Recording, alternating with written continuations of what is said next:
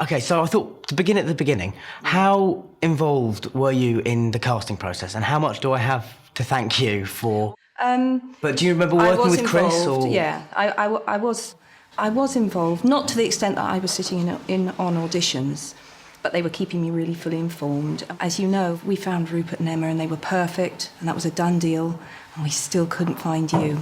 Will you say how you were found? Well, it was just, it was amazing, really. It was a bizarre kind of moment. Originally, what had happened was that David Heyman, the producer, knew my dad, because my dad had been a literary agent, and my dad had worked with David's mum. And so David sort of asked my dad if I would audition, and the original deal that we'd heard was going to be to do 6 films, and it was going to be done in America, and it was all sort of, you know... It was going to be done in America? No one ever told me that. Well, obviously, maybe that's why it changed, because you probably put your foot down at some point, or they just went, Joe won't agree to that.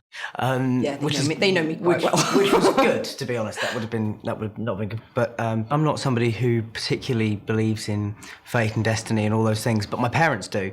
And so the final straw was the fact that I went to the theatre to see a production of Stones in His Pockets, and David Heyman and Steve Clovis, who adapted all but one of the books, happened to be sitting in the row in front. You believe it? And I was sat there for the whole time thinking, why is that man keep staring looking at me? around This is very creepy. It was very creepy. I need to phone someone. It was very odd. And I remember at the interval, my mum and my dad both looking kind of quite intense about something. But you know, when as a kid, you're aware that you're being purposely kept out of the loop, you know, for your own good kind of thing.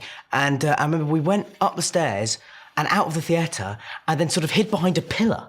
I seem to remember that it's some absurd notion that David Heyman and Steve Clovis were going to chase after us, you know, grab us. And make you be a child actor.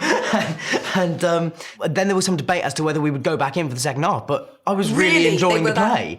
Yeah, and so we went back in, and then the next day they my mum and dad sort of went, oh, well, maybe it is the gods sort of trying to tell us something, you know. But there were a lot of strange coincidences. And then they called me and said, we think we found him. And then the first time I ever saw you was on screen in my sitting room at home. Because they sent me a video of you. And the curious thing is, and I'm like you, I don't believe in fate and destiny. Which is interesting, because it comes up so much. Yeah, absolutely. I think you make your own. Yeah. But so I saw you on that audition tape, and it was, I don't think I've ever really told you that I found incredibly moving. Oh, thank you so much. And almost, I mean, it was incredibly moving. At that point, I didn't have a son.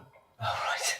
Yeah. So, and I phoned David up, and I said, he's great, he's fantastic. And I did say to David, it was like watching my son on screen. Because after all, Harry feels like this ghostly son that I've had in my life.